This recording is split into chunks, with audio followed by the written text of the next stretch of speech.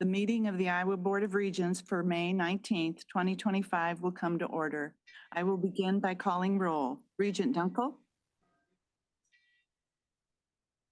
I know she's here. Oh yeah, I'm here. Okay, Regent Barker? Here. Regent Hensley? Here. Regent Rouse? Here. Regent Weiswick? Here. Nice. Regent Gipple? I don't think she's on yet. Regent Jaden? Here. Regent Kramer? Here. Regent Bates is present. We have a quorum and the meeting can proceed. Our first item is the Iowa State University presidency, but before we get to that, I have some remarks. Wendy, where are you? I'm looking at you there. On behalf of the Board of Regents, I want to give a heartfelt thank you to President Winterstein for her years of outstanding service to Iowa State University and its students, faculty, and staff. President Winterstein is a cyclone through and through.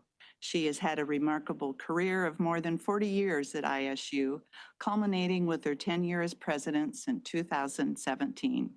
Her leadership, drive, and innovation has moved the university forward, and her efforts have helped ISU remain as one of the top land-grant universities in the nation. One of the things that I think sums up President Winterstein the best to me is this. On her car, the license plate says, "To serve." To me, that's the crux of President Winterstein's approach and what has made her such a great president and makes her a tremendous person. She is always willing to do whatever is needed for the betterment of others.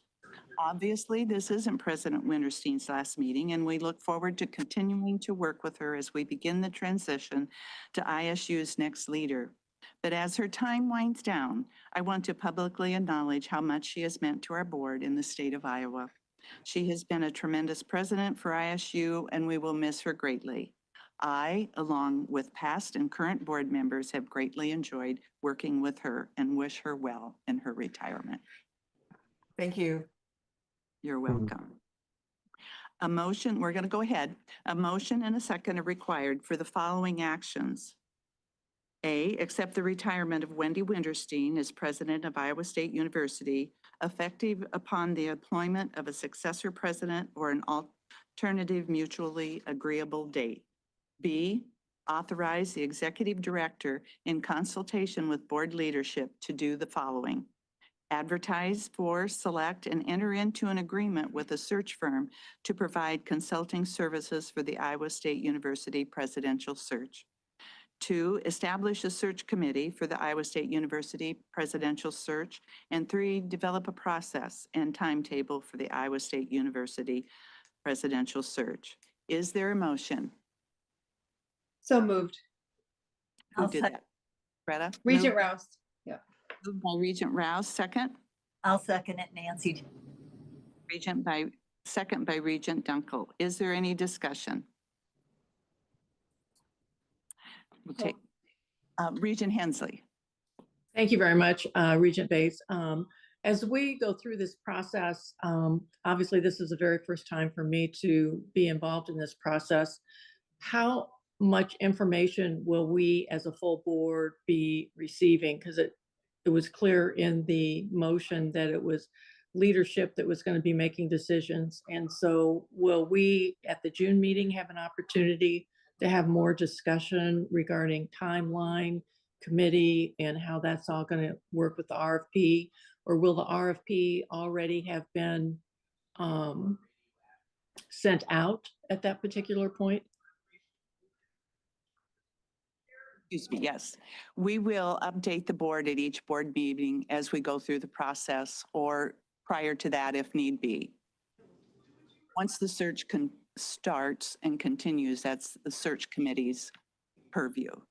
Okay, and how many will be on the search committee, and is it made up of other individuals besides regents? And when will that be determined? Yes, there will be a committee, and how big that committee is going to be and what that entails, that's what we're instructing Mark to do, is to start that process, and we'll look for a search firm, and then we'll go through the at that time to decide who will be and how many will be. Okay. None of And that tip- is decided yet. Okay. Typically, just for my information, how many have been on the search committee in the past on searches? 15, 20.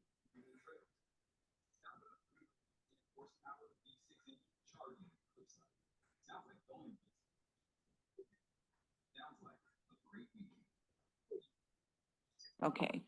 Board members have been 1 to 4, and then we have, different stakeholders that are important at the university, shared governance. There's a lot of different areas to look at and to make sure that there's representation. So, that's the best answer I can give you. We'll Okay. try to keep it as small as we can, a workable committee.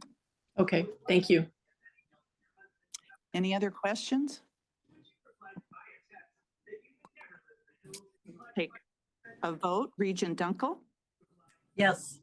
Regent Barker, Yes. Regent Hensley, Yes.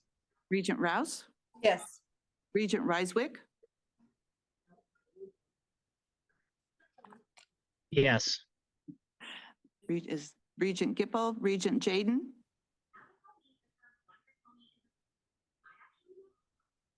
Regent Jaden. I know he's there. Regent Kramer, Yes. Regent Bates votes yes. The motion is approved. I'll now recognize Brad Berg from the Board of Regents office, who will introduce the student government representatives who will make remarks on the proposed 2025-26 tuition and fees.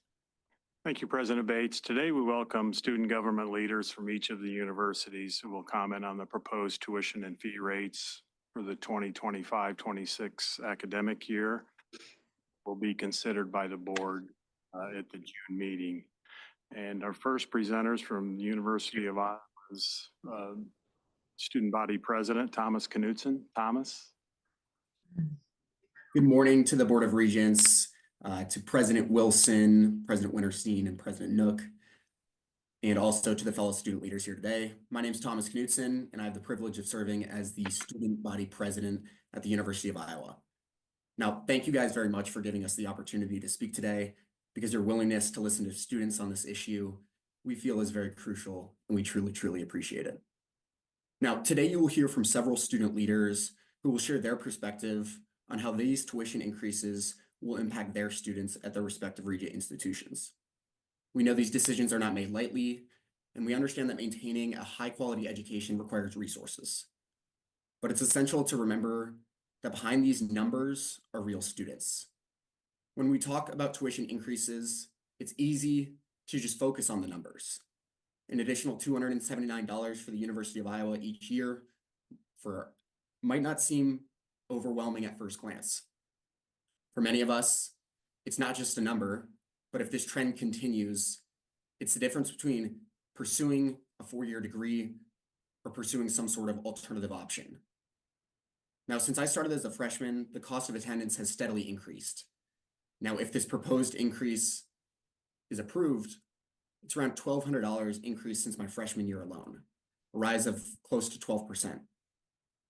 And it's not just tuition, it's housing, meal plans, and all other costs are going up. I know you all feel this. But for students who are already working multiple jobs just to afford being here, this trend is deeply concerning to us. Now, I want to share some personal stories from students at the University of Iowa, because that's what truly matters. Emma, a junior from rural Iowa, works 2 jobs, balancing her class schedule with long shifts. She told me, every time I hear about another increase, I just feel defeated. I'm doing everything I can, working late nights, applying for scholarships, but it feels like I'm constantly playing catch up. Carlos, a first-generation student from Des Moines, shared his concerns about taking on more debt, saying that his family and I worked so hard just to afford being here in the first place. Now, every extra dollar that goes into tuition is one less dollar that is going towards groceries or textbooks, and I don't know how much longer I can keep up. Sarah, a senior who has been working on campus since her freshman year, expressed her frustration. I've seen tuition rise continually each year since I started. I love this university, but it's hard not to feel like the burden always falls on us, the students. Now, these are not just stories, but they reflect the broader experience of many students here at the University of Iowa. We work hard, we're resilient, and we believe in the value of our education. But it becomes increasingly difficult to balance our academic success with our financial stability. Now, we don't come here today with just sharing the concerns, but we also want to help work towards some solutions with you all as well. We'd ask, the undergraduates at the University of Iowa would ask for greater transparency if these increases are approved. Students deserve to know exactly how their money is being spent and how it will directly enhance their education as a whole.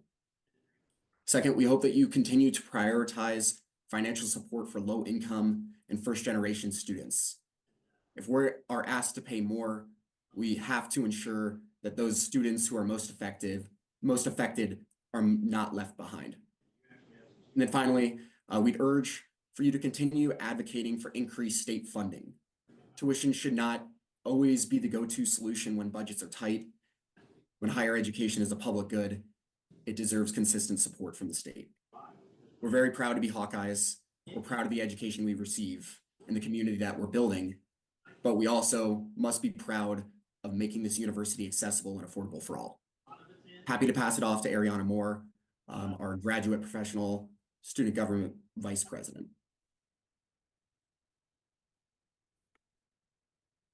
Thank you, Thomas. And as Thomas said, next we'll hear from Ariana Moore from the Graduate and Professional Student Government at the University of Iowa. Ariana. Thank you. Good morning, Regents and our partners on the call. As Thomas said, thank you all so much for giving us the opportunity to share our thoughts this morning with you. My name is Ariana. I'm the incoming Vice President for Graduate and Professional Student Government at the University of Iowa. And in my role, I have the honor of representing our nearly 8,000 graduate and professional students across our campus.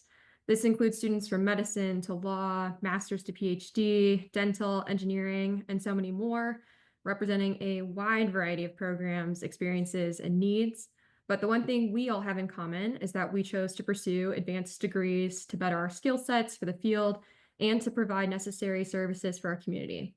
Our graduate professional student community at Iowa conducts cutting-edge research, assists with teaching some of our undergraduate courses, supports faculty's research, and so much more while pursuing our own goals and training to be tomorrow's working professionals. As you all consider the tuition rates for the next year, I know, as Thomas said, you'll be looking at a number of factors. And like Thomas, I ask that as you make your decisions, you keep students at the forefront of your minds. The cost of education, as well as other things, continues to rise, and students are having to make some difficult decisions about their future. For some students, it's no longer a question of if they want the degree, but if they can truly afford it for all of the time that they will need to pursue it. For graduate and professional students, the decision to pursue a degree or not could mean an entirely different profession. And in a state like Iowa, looking to attract young professionals and keep them here, tuition can be one of the driving forces that either encourages students to come here or pushes them away. And it's not just about keeping tuition affordable, it's about keeping it predictable. Funding shifts at the federal level have caused a wave of uncertainty across graduate and professional students across the country, and even in Iowa. Funding for research and studies may no longer be guaranteed for the entire duration of a student's program. Students are worried about their ability to pursue higher education and advanced degrees. With graduate and professional students, there are other factors that undergraduates may not have, like families and people that depend on their ability to attend school and also work. When graduate students and professional students choose their next institutions, the decision isn't just about what university can offer what. It's about how long they can guarantee funding. It's about consistency and security.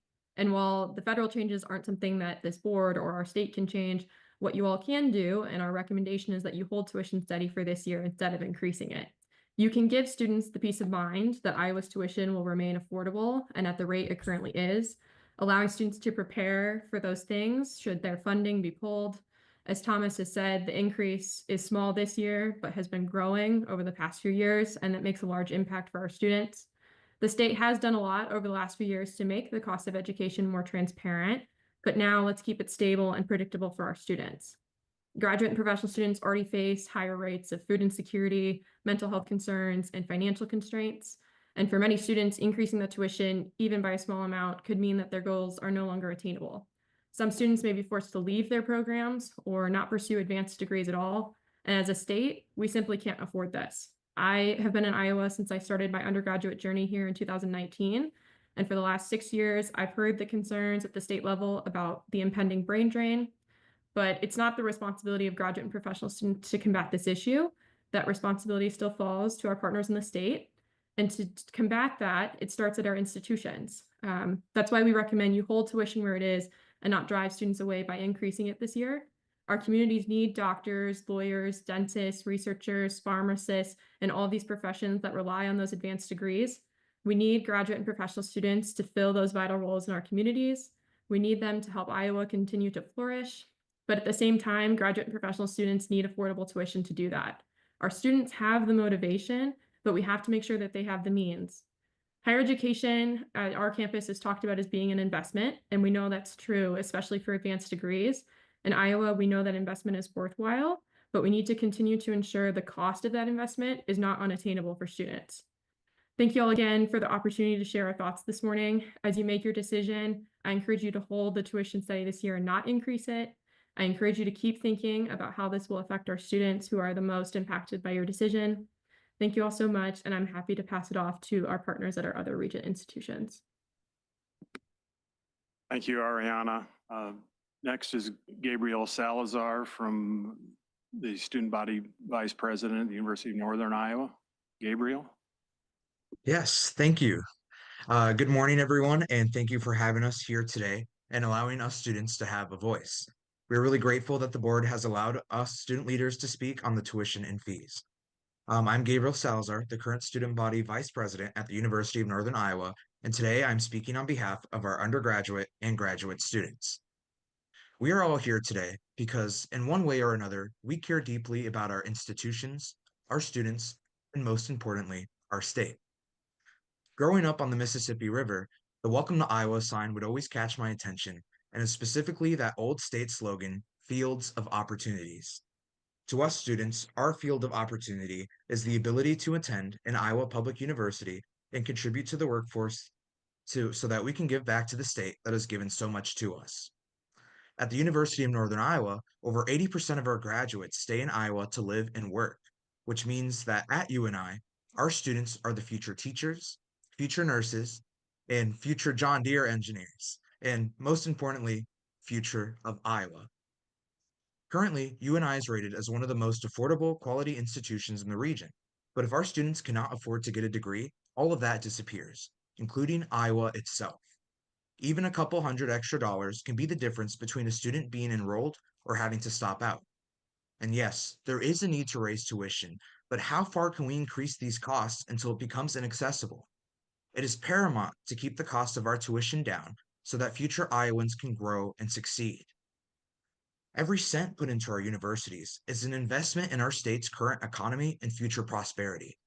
If the cost of education continues to rise, it can lead to students leaving to another state where they would miss out on the quality education that our fine Regent institutions have to offer. So today, on behalf of the students of UNI and the students of the state of Iowa, I ask you to invest in us. Help us make our education accessible to all, with scholarships, grants, expanding programs, anything that contributes to the student success so that graduates from our Iowa universities can strive and make a difference in the world. Let us fuel Iowa's economy and let Iowa stride into the future with pride. Help us lead our students to find their field of opportunities. Thank you for giving me the time to speak today and to represent my peers. Thank you, Gabriel. Next, we'll hear from Colby Brandt, the Student Body President at Iowa State University. Colby? Good morning, President Bates, Board of Regents members, university administrators, and fellow guests. My name is Colby Brandt, and I'm here today on behalf of Iowa State University Student Government, where I have the distinct honor of serving as the Student Body President. Thank you again for inviting me to speak today and for your continued service to the public universities of Iowa. We stand before you today united in a shared commitment, making Iowa's public institutions of higher education strong, competitive, and open to future generations. We have the utmost respect for the important work that the Board of Regents does in guiding our institutions, and we're excited to work with you over the next year to address the challenges that students are facing. We at Iowa State University Student Government understand that greater expenses, inflation, and the need to maintain high standards translate into tough decisions regarding finances. We are conscious of the real stresses our institutions are under, pressures you too are experiencing, excuse me. But we have thousands of students becoming increasingly concerned about affordability, access, and the burden of student debt over the long term. For many of us, even a modest tuition increase creates real financial strain. It's another shift at work, another loan application, another question about whether we'll be able to afford textbooks, housing, or simply stay enrolled. This is especially true for students who are working class, first generation students, and students who come from rural areas. These students who are coming to our public universities seeking opportunity, and they're the students who are most likely to feel the impacts of the proposed tuition increase. We're not here today to oppose any attempt to raise tuition, but we urge the Board of Regents to proceed with this increase with transparency and with a clear awareness of its impact upon students. We urge the board to focus on increasing financial aid, pushing for stronger state support, and identifying savings that won't come at the expense of student opportunity. Above all, we desire to be partners in that mission. This next year, Iowa State student government is committed to collaborating with university officials, state lawmakers, and the Board of Regents to find solutions for the long term. Solutions that strengthen our institutions without placing unequal loads on students. Solutions that keep the promise of public education in Iowa. We are excited to work with you not just on tuition, but on a variety of other issues, including mental health, student success, and other campus initiatives. We believe that together we can build a future in which our universities thrive. Once again, we just encourage you to place student voices at the center of these conversations. We're ready to listen and learn from you all. Once again, thank you for your time, and we look forward to the continued conversation. Thank you, Colby. Our last presenter is Muhammad Azan from Graduate and Professional Student Senate at Iowa State University. Good morning, region members, President Winterstein, University administration, and colleagues. My name is Azan, and I have the honor to represent nearly 4,800 graduate and professional students at Iowa State University. Thank you for the opportunity to speak with you today. Like many Iowans, graduate and professional students at ISU are feeling the pressure of inflation with an increase in rent, groceries, and gas prices. And now we are facing another proposed increase in tuition and mandatory fees. We understand the financial realities behind this. It takes resources to manage university operations, recruit and retain world-class faculty and staff. We are not ignoring these needs. We know you are working to balance a complex budget in challenging times. But asking students to absorb more of the cost year and after year cannot always be the solution. Iowa State takes pride in being the nation's first land-grant university built on the promise to access of education, research, and service. But that promise is at risk when the cost of attending the ISU continue to rise faster than the income we receive. If tuition outpaces affordability, we lose the ability to attract and retain talented scholars who drive innovation and research across our campus. We also understand the university is proposing a 2.6% increase in student technology fee to support an increase in software license cost, but GPSS does not support this fees increase for all graduate students. Graduate programs are very different across discipline. Every lab and department use different software tools. Many of these tools can be funded by major professor, external grant, or department budget based on the need. A general fee increase is not fair to students who hardly use these softwares. We encourage the university to explore more specific need-based model instead of asking all the graduate students to pay more for service fee that they may not use. The same applies to the proposed 5.3% increase in student health fees. We fully support expanding access to health service at Helen Health Center, but we also ask, can this cost be covered in another way? Many graduate students are already living on a tight budget. Instead of increasing this fee, we request the university to explore reallocating existing funds, maybe funds from the program or centers that are no longer active or underused could meet this need. Every dollar a graduate student is spent on tuition is one less dollar going into the Iowa economy on rent, childcare, groceries, or transportation. Many of us are not just students. We are also instructors, teaching assistant, research scholars, and mentor for undergraduate students and part of Iowa workforce. Unlike other employee at ISU, we cannot negotiate our pay, unfortunately, and these are even tough situation for international students. Things are even more complex as they have work restriction limit their ability to earn extra income, leaving them even more helpless. We also want to acknowledge the transparency of this process and your attention to peer institute comparison. It is true that Iowa Public University tuition rates are lower than many peer institutions, but the number alone does not tell the full story, unfortunately.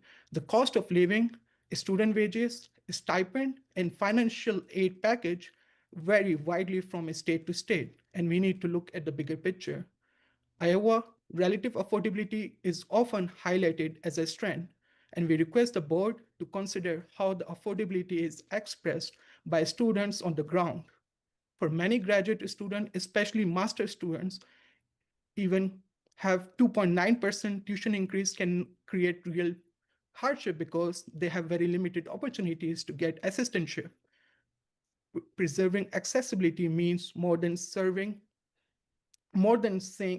below the national average. It means ensuring the student can realistically afford to live based on their income and thrive here in Iowa to contribute to the Iowa workforce.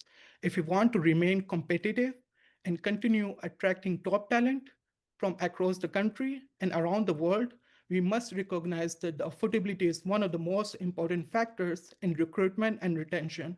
We respect the work of the board and university leadership. These are not easy decisions, and I understand where the university leadership is coming from.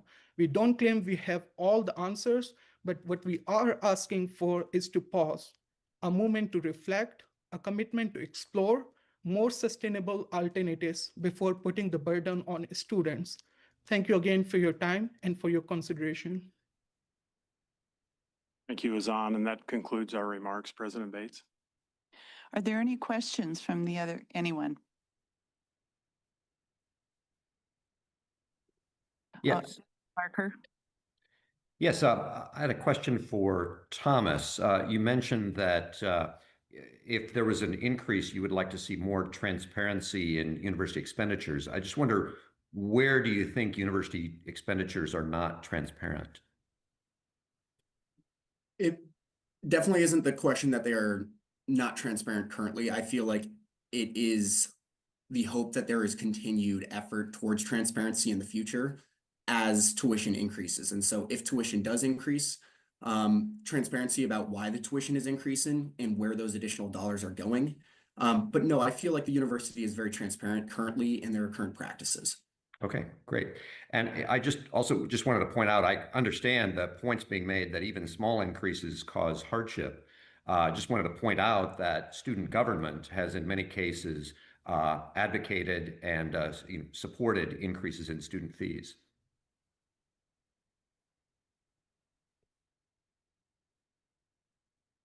Any other questions? Thank you to all the students who spoke and taking the time that you did to come do that. It was, you voiced your concerns quite well. Thank you. So next up on the agenda are the appointments of regents to committees, boards, and commissions. I want to note that there was an oversight on the list of appointments, and Regent Dunkel will be the board's representative on the Iowa Student Loan Board. I have a few thoughts that I'd like to express. We are a board of 9 volunteer members appointed by the governor and confirmed by the Senate. We each bring a different expertise and experience to the board. Our committees play an important role in how the board governs Iowa public universities. It is an efficient way for the board to do its business and for board members to develop expertise in different areas. In an operation of $7.8 billion, including an academic medical center, the committee structure is the best way to go about our governance responsibility and ensure the 70,000 students we serve are given the best opportunity to succeed. The universities are a 24/7, 365-day operation. There is something going on every day, and some of those issues require consultation, advice, and counsel in between our board members. Board leadership helps to fill that gap between meetings. That is not to say that we can govern unilaterally, as most decisions require the full board to approve. But we can help inform the decisions the universities make or their approach to an issue if it is not governed by statute, administrative rules, or the board policy manual. Let me be clear. As I believe there is some misunderstanding about the advice and counsel, these conversations are not deliberation and not in lieu of full board action.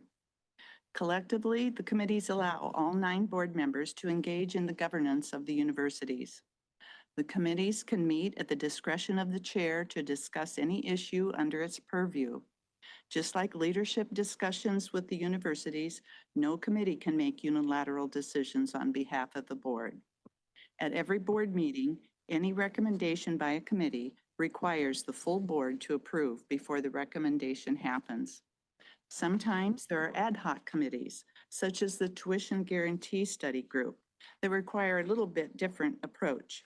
We experimented with the Legislative Committee this year to discuss the position the board takes on different bills in the legislature. While a valid attempt, these decisions are complex, require significant input and coordination around the university's board office staff and an understanding of the issues currently before the legislature. I value open and frank communication among board members and am encouraged by the engagement demonstrated by each board member. Having served on the board for 10 years with a variety of roles and serving on different committees and leadership positions, I can speak from experience. No one regent can be on top of every area or issue every day. We must work together in our respective areas and trust the other board members to do the same. Before we take a vote, is there any questions anyone would like to ask? Any comments? Regent Hensley. I think you're on. There you Okay. go. Okay, thank you very much. Just a couple of comments, Regent Bates. And just in the last hour, I've received information from Iowa Student Loan that I am not eligible. I have a conflict to serve on the Iowa College Aid Commission Board. We have a ruling from the Attorney General that was issued in 2009. So somebody else will have to be assigned to that position. And I will forward to you the document that Iowa Student Loan has provided. So my apologies, I wasn't aware of that until we were just having another discussion. And secondly, as it relates to the legislative committee, I was hoping that that would become a committee. And I know Mark and I have had a few discussions along those lines, but it's currently not listed on the committees. So can we have some direction or thoughts on where we're at on that? Yeah, I think we do need to meet and as a committee, as that legislative committee, and go over and how it worked and where we go from here. That's why it wasn't put on here. We had not had that discussion yet. Okay, very Okay. good. Thank you. Any other questions? Hearing none, a motion and second are required to ratify the appointments to committees, boards, and commissions as outlined in the docket memo. Is there a motion? I'll move. Regent Hensley. Thank you. Moved by Regent Hensley. Is there a second? Second, Regent Jaden. All right, seconded by Regent Jaden. Any further discussion? Roll call vote, Regent Dunkel, Yes. Regent Barker, Yes. Regent Hensley, Yes. Regent Rouse, Yes. Regent Weiswick, Yes. Regent Jaden, Yes. Regent Kramer, Yes. Regent Bates votes yes. Motion is carried. Approved, excuse me. This concludes the Regents Board of Business. The meeting of the Iowa Board of Regents is adjourned. Thank you all. Recording stopped.